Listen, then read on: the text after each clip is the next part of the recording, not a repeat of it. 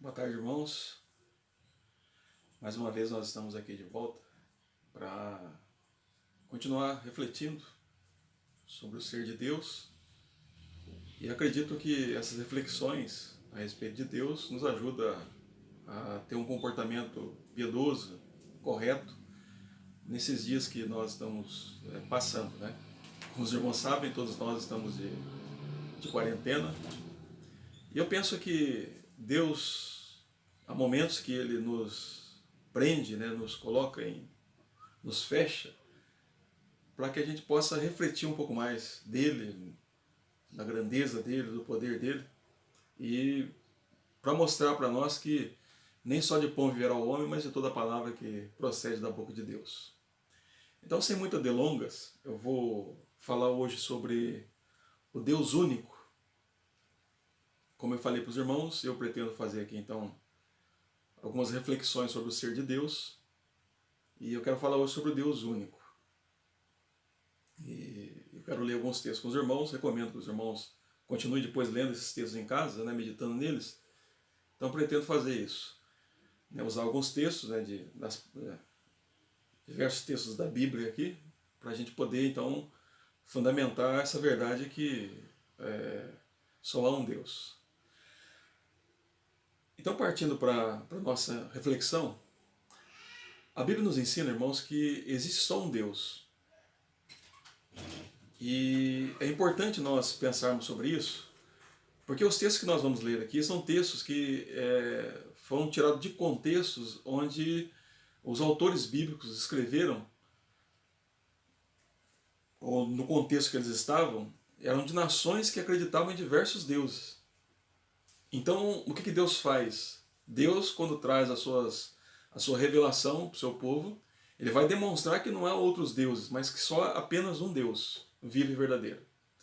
Então, por exemplo, lá em Deuteronômio, capítulo de número 4, versos 32 a 36, diz assim: Agora, pois, perguntem aos tempos passados que transcorreram antes de vocês, desde o dia em que Deus criou o ser humano sobre a terra, desde uma extremidade do céu até a outra, se já aconteceu algo tão grandioso como isto, ou se em algum momento se ouviu falar de coisa semelhante. Perguntem se algum povo ouviu a voz de algum Deus falando no meio do fogo, como vocês ouviram, e ficaram vivos, ou se já houve um Deus que tentou ir tomar para si um povo do meio de outro povo, com provas, com sinais, com milagres, com lutas, com mão poderosa, com braço estendido e com feitos espantosos, segundo tudo que o Senhor, seu Deus, fez por vocês no Egito, como vocês viram com seus próprios olhos. Isto foi mostrado a vocês para que soubessem que o Senhor é Deus, nenhum outro há além dele. Veja que o que está aqui acontecendo em Deuteronômio, lembrando os irmãos que Deuteronômio é um sermão de preparação, é um sermão de Moisés preparando o povo para entrar na Terra Prometida. Mas vamos lembrar que a geração que saiu do Egito, eles foram influenciados pela cultura egípcia. E lá no Egito, eles acreditavam em diversos deuses. Acreditavam que o sol era um deus, que o Nilo era um deus, que existia Deus da terra, Deus da fertilidade, Deus da vida, Deus da morte. Acreditavam em deuses locais e até em deuses caseiros. Então, para eles, eles acreditavam que cada coisa que acontecia, cada parte desse mundo, tinha um Deus que controlava aquilo ali. E o que Deus faz então? Deus visita o Egito, manda suas pragas sobre o Egito, para mostrar para Israel que não existe deuses, conforme muitas vezes se imagina, ou seres tão poderosos como se fosse... Não. O que o texto nos ensina é que só tem um Deus vivo e verdadeiro. Então, quando nós falamos que Deus é único, não existe ninguém semelhante a Deus. Em seu poder, na sua glória, na sua majestade, na sua soberania, na sua grandeza, na sua infinidade. Deus é o ser único. E só há, de fato, um Deus, Criador dos céus e da terra. E que, como nós temos falado, que reina e domina sobre todas as coisas. Então Israel tinha que tirar do coração deles essa ideia de que haveria mais deuses. Nós acreditamos que existem os demônios, né? Existem poderes que muitas vezes têm assolado essa terra, mas esses poderes aí, que tanto da natureza quanto dos demônios, são poderes que vêm da parte de Deus. Então é Deus que autoriza eles. Mas eles não são iguais a Deus. Deus só há um. Então é isso que Moisés está registrando aqui, que o povo tinha que entender que só tem um Deus vivo e verdadeiro. Não há ninguém semelhante a Deus. Não há ninguém igual a Deus. Não há ninguém que se compare ao Deus das Escrituras, porque Ele é a origem de todas as coisas. Trouxe tudo à existência. Então, observe que ele diz aí, que Moisés diz assim: isso foi mostrado a vocês para que soubessem que o Senhor é Deus. Nenhum outro há além dele. Nenhum outro há além dele. Então não há ninguém semelhante a Deus. Não há um poder que venha a competir com Deus no mesmo pé de igualdade. Deus é único no seu ser, no seu poder, nas suas perfeições. Deus é único. Então, para nós cristãos é importante entendermos isso, que Deus é único. Então os irmãos depois podem conferir lá em Deuteronômio capítulo 4, verso 32 até o verso 36. E os irmãos vão ver então essa declaração importantíssima de que só há um Deus. Os milagres que foram feitos no Egito, Deus fez para que eles compreendessem que só existe um Deus. Ainda em Deuteronômio capítulo 6, verso 4 e 5, Moisés registra o seguinte: ouve Israel, o Senhor nosso Deus é o único Senhor. Portanto, ame o Senhor seu Deus de todo o coração, de toda a sua alma e com toda a sua força. Veja que o que Deus está fazendo aqui é nesse contexto ainda. Moisés está preparando essa nova geração para entrar na Terra Prometida. E lembrando que lá eles iam encontrar outras nações, que eles teriam que combater e destruir algumas delas, ou uma grande parte delas. Mas a cultura ali de Canaã era uma cultura de povos que acreditavam em diversos deuses. Eles acreditavam em diversos deuses. Então, o que Moisés faz então? Por orientação divina. Então ele diz assim que ouve, ó Israel, ou escuta, ó Israel, o Senhor nosso Deus é o único Senhor. Então ele está mostrando o seguinte, que quem domina sobre tudo é o Senhor. E Ele é único. Não há ninguém semelhante a Deus. Então o Deus que nós cremos, o Deus que eu creio, o Deus que você como cristão crê, o Deus que as Escrituras nos ensina é um Deus único. Ele é ímpar, não há ninguém igual a Ele. Na sua essência, na sua glória, nas suas perfeições, no seu poder, na sua infinidade, no seu amor. Deus é único e não há ninguém semelhante a Ele. Todos os demais poderes estão debaixo do controle desse Deus que é único. Então Israel tinha que saber disso. Eles iam entrar numa terra que poderiam ser tentados, né, a adorar a outros deuses, como fizeram, e pagaram um preço alto por causa disso. Mas eles tinham que compreender que só há um Deus vivo e verdadeiro. Ainda há outros textos que nos ajudam a compreender essa verdade. Está lá em Isaías capítulo 44, versículos 6 e 7. Isaías 44, versículos 6 e 7. O texto diz assim: assim diz o Senhor, o Rei e Redentor de Israel, o Senhor dos Exércitos: eu sou o primeiro e eu sou o último. Além de mim não há Deus. Quem, assim como eu, fez predições desde que estabeleci o mais antigo povo? Que declare e exponha diante de mim, que anuncie as coisas futuras, as coisas que hão de vir. Então a pergunta é: eu sou o primeiro e sou o último. Além de mim não há Deus.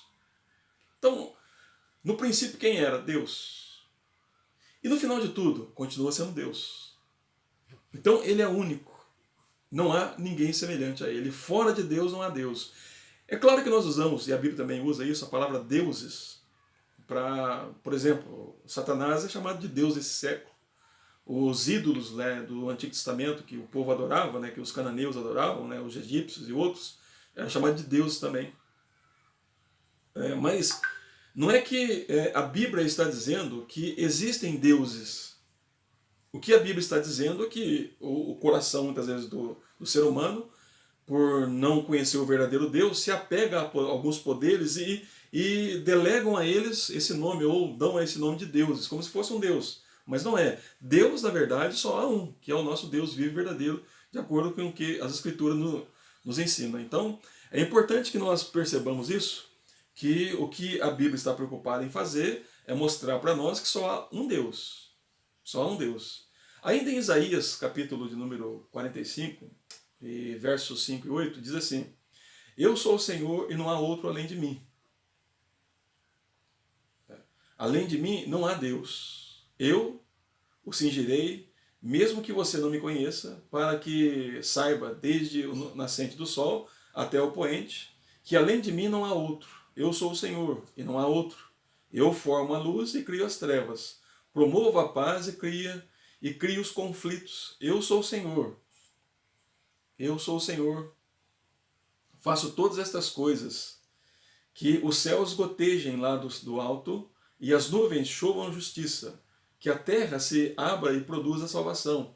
E juntamente com ela brote a justiça. Eu, o Senhor, as criei. Então veja que aqui também no período de Isaías, Isaías foi um profeta do reino de Judá, mas lembrando que Judá também foi influenciado, né, por aquelas nações ao redor, e lá em Isaías 40 nós percebemos ali que o povo, com medo talvez de um exército mais poderoso, querendo fazer aliança com outros povos ou com outros povos para poder protegê-los, Deus então se manifesta mostrando quem ele é, dizendo que as nações para ele é como nada, como um vácuo, né? Então Deus diminuindo o poder das nações. E nesse contexto então de um povo que estava cercado por nações que tinham visões de deuses, que não eram deuses, mas demônios ou ídolos, então Isaías recebe essa mensagem de Deus para dizer assim que ele é Deus. Então ele diz aí que eu sou o Senhor e não há outro além de mim. Além de mim não há Deus. Não há Deus. Eu sou o Senhor e não há outro. Então, Deus é aquele que é Senhor único. No seu poder, na sua glória, na sua majestade, na sua grandeza, não há ninguém semelhante a Deus. Então, lá em Isaías também nós encontramos essas declarações de um Deus único, né? E verdadeiro. Mateus capítulo 12, Jesus, quando o escriba chega até ele para testá-lo, né? Perguntando qual é o principal dos mandamentos. Então Jesus diz assim: chegando um dos escribas, que ouviu a discussão entre Jesus, e viu que Jesus tinha dado uma boa resposta, perguntou-lhe: qual é o principal de todos os mandamentos? Jesus respondeu: o principal é: escute, ó Israel, o Senhor nosso Deus é o único Senhor. Ame o Senhor seu Deus de todo o seu coração, de toda a sua alma, de todo o seu entendimento e com toda a sua força. Então veja que Jesus repete ou cita o texto lá de Deuteronômio capítulo 6. Ouve, ó Israel, o Senhor nosso Deus é o único Senhor. Então, amados irmãos, nós temos um Deus que é único. E é por isso que nós não precisamos temer a nenhum outro tipo de força. Por isso que o crente não precisa ter medo do diabo, de macumba, de azar. Por isso que não existe azar e sorte para o crente. Porque ele entende que o que dirige a vida dele é Deus. E Deus não divide o seu poder e nem a sua glória com nenhum outro tipo de força. Deus é único no seu ser. Ninguém é semelhante a Deus. Só há um Deus vivo e verdadeiro, conforme as Escrituras nos ensinam. Então, a Bíblia nos ensina isso. Lá em João, capítulo 5, verso 44, diz assim: como podem crer vocês que aceitam glória uns dos outros e não procuram a glória que vem do Deus único? Lembrando que os escribas, né, eles tinham uma preocupação de fazer as coisas para que as pessoas elogiassem eles, para que os homens os glorificassem, vamos dizer assim. Mas eles jamais faziam as coisas para que Deus os honrasse, né? Que o próprio Deus então desse a eles glória, né? Ou desse honra a eles. Então eles não estavam preocupados com a aprovação de Deus. A aprovação deles era dos homens. Agora, Jesus pega esse contexto para dizer o seguinte: vocês buscam a adoração dos homens, mas não buscam a aprovação de Deus, que aí ele usa, que vem do Deus único. Ou seja, ninguém semelhante a ele. Ninguém igual a ele. No seu ser, no seu poder, nas suas perfeições, ninguém é semelhante a Deus. Só há um Deus vivo e verdadeiro. Nós vemos lá em João 17:3, e veja que confortante, porque Jesus diz assim na sua oração, ele fala assim: e a vida eterna é esta, que conheçam a Ti, o único Deus verdadeiro, e a Jesus Cristo a quem enviastes. Então veja que o que Jesus faz aqui é algo importante. Ele diz: olha, o que é a vida eterna?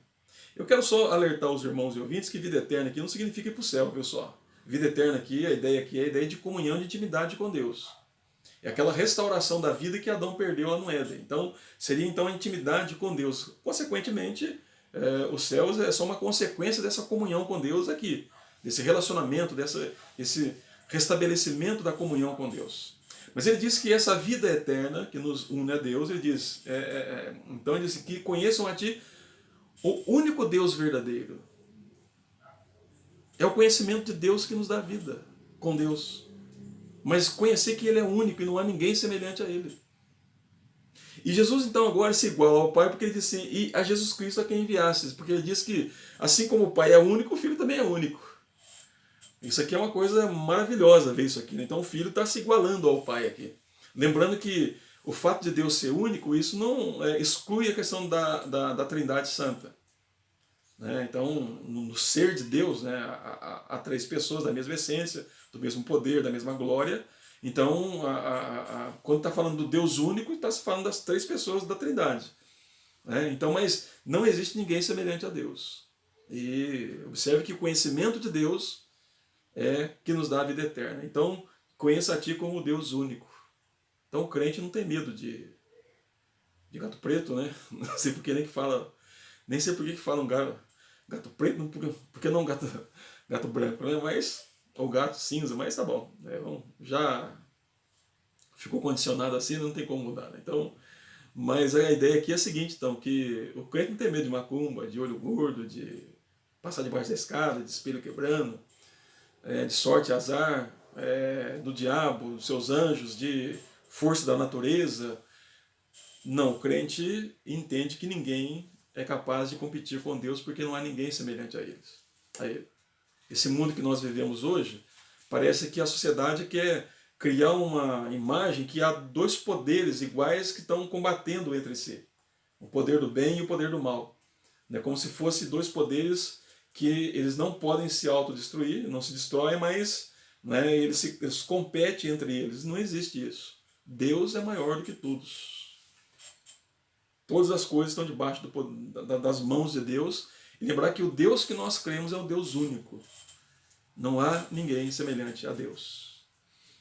Romanos, capítulo de número 3, verso 30, o apóstolo Paulo diz assim: visto que Deus é um só, o qual justificará o circunciso a partir da fé e o incircunciso por meio da fé. Isso aqui é interessante, até para a salvação. Porque por Deus ser um só, o meio de salvação que Deus estabelece, tanto para judeus como para gregos, é o mesmo. Tanto para circuncisos como para incircuncisos, ou judeus e gentios, é o mesmo. Então, por exemplo, o rico não vai ser salvo diferente do pobre. A mesma salvação que vem para o pobre vem para o rico. Não importa. Então, veja bem, por Deus ser único, então o que acontece aqui? Acontece que a salvação, o meio de salvação, é um também. Então, Paulo, usando aqui a ideia da salvação que vem da parte de Deus, ele diz: olha, tanto para quem é incircunciso, que não é judeu, como para quem é circunciso, aquele que é judeu, a salvação é uma só. A justificação, o meio é um só. Deus não vai salvar pessoas de forma diferentes. Todos são salvos por meio de Cristo Jesus. A justificação é igual para todo mundo. Então é isso que Paulo está nos ensinando aqui, mas ele usa aqui então essa verdade de que Deus é um. De que Deus é um. Ainda encontramos na primeira carta de Paulo aos Coríntios, no capítulo 8, versículo de número 4 e 6, que diz assim: quanto ao comer alimentos sacrificados a ídolos, sabemos que o ídolo, por si mesmo, nada é no mundo, e que não há senão um só Deus. Porque ainda que existem alguns que são chamados de deuses, quer no céu ou sobre a terra, como há muitos deuses e muitos senhores, para nós, porém, há um só Deus, o Pai, de quem são todas as coisas e para quem existimos. E um só Senhor, Jesus Cristo, por meio de quem todas as coisas existem e por meio de quem também nós existimos. Então veja que o Paulo está resolvendo um problema aqui, lá em Coríntios, porque havia lá uma superstição que se alguém comesse carne sacrificada para algum tipo de ídolo, né, então essa pessoa poderia ser contaminada, poderia ser seduzida, de alguma forma, algum tipo de coisa poderia acontecer com ela. Então o que Paulo faz aqui? Peraí, tudo que foi criado por Deus. O alimento foi criado por Deus. Agora, não existe outros deuses, existe só um Deus. Então é esse Deus que trouxe todas as coisas. Se alguém pode fazer alguma coisa contra nós, é Deus. Mas outros seres não podem fazer. Então não há outros deuses. Ainda que alguém tenha sacrificado lá para um demônio, para um ser lá que eles acreditam, não tem efeito nenhum sobre o alimento. Por quê? Porque o alimento foi criado por Deus. Então isso aqui acaba com muitas superstições. E para mostrar que quem exerce poder absoluto e domínio absoluto é Deus, porque Ele é único e ninguém há semelhante a Deus. Então, irmãos, é importante nós entendermos isso, porque nos livra da idolatria, nos livra de superstições, né, de medos que muitas vezes as pessoas têm, de coisas, e é por isso que Jesus disse que nós temos que temer somente a Deus. Não temer os homens que matam o corpo, só pode fazer isso, né, mas temer a Deus, porque Deus é único no seu ser e poder, e o Senhor Jesus é único, e diz que, então, nós somos criados e existimos para Deus, e também fomos criados e existimos por causa do Senhor Jesus Cristo, segundo o que Paulo diz aí na sua primeira carta aos Coríntios, né, capítulo 8, versos 4 e 6. E na primeira carta de Paulo a Timóteo, também, verso 1, 16 e 17, Paulo diz assim: mas para essa mesma razão me foi concedida misericórdia, para que em mim, que sou o principal pecador, Cristo Jesus pudesse mostrar a sua completa longanimidade e eu servisse de modelo para todos que hão de crer nele para a vida eterna. Assim, ao Rei eterno e imortal, invisível, Deus único, honra e glória para todos sempre. Amém. Então, Paulo falando, dando testemunho da forma que Deus o salvou, sendo ele o pior dos pecadores ou o maior dos pecadores, a graça e a misericórdia do Senhor Deus alcançou ele. Então Paulo agora louva a Deus por isso, e ele diz: Deus único. Deus único. Coisa maravilhosa isso, né? Paulo sabia que não há forças, não há poderes iguais a Deus. Somente Deus é único no seu ser e no seu poder, na sua grandiosidade e naquilo que Deus é. E a gente está aqui já, ainda lá no capítulo 6 da primeira carta de Paulo a Timóteo, em verso 16, diz assim: o único que possui imortalidade, que habita em luz inacessível, e que ninguém jamais viu e nem é capaz de ver, a ele honra e poder eterno. Amém. O único que possui imortalidade, Deus. Ele está se referindo a Deus. O único que possui imortalidade. Para mostrar que só há um Deus. Tiago diz assim, lá no capítulo 2 de Tiago, verso 19. Você crê que Deus é um só? Faz muito bem. Até os demônios creem e tremem. Então, falando que os demônios sabem que só tem um Deus. Da grandeza, do poder, da majestade, da glória, das perfeições que Deus tem. E ele diz assim, então, que eles sabendo disso, eles tremem. E Tiago diz para aqueles: olha, você crê que Deus é um só? Faz bem. Porque também os demônios fazem isso, creem nisso, né? Então, reforçando aqui que só tem um Deus, né? E por fim, irmãos, em Judas, verso 4, diz assim: pois certos indivíduos cuja sentença de condenação foi promulgada há muito tempo, se infiltraram no meio de vocês sem serem notados. São pessoas ímpias que transformam em libertinagem a graça de nosso Deus e negam o nosso único soberano Senhor, Jesus Cristo. Novamente, então, Judas confirmando com os demais que único Senhor, único soberano. E agora ele iguala aqui o Filho ao Pai, único soberano, Jesus Cristo, nosso Senhor. Então, irmãos, nós servimos um Deus que é único. Nós servimos com Deus que é único. Então, é importante que nós creiamos nisso, porque não é a ciência, não são os demônios, não é a fúria da natureza, não é a capacidade humana. Deus, e somente Deus. Deus está sobre tudo isso, sobre todos esses poderes. Eu vou voltar no outro vídeo, fazendo algumas aplicações sobre essas verdades a respeito do Deus único. Então eu encerro aqui, e Deus abençoe os irmãos, e reflitam sobre esses textos, guardem no coração de vocês, e que Deus fortaleça vocês nesses momentos. Amém.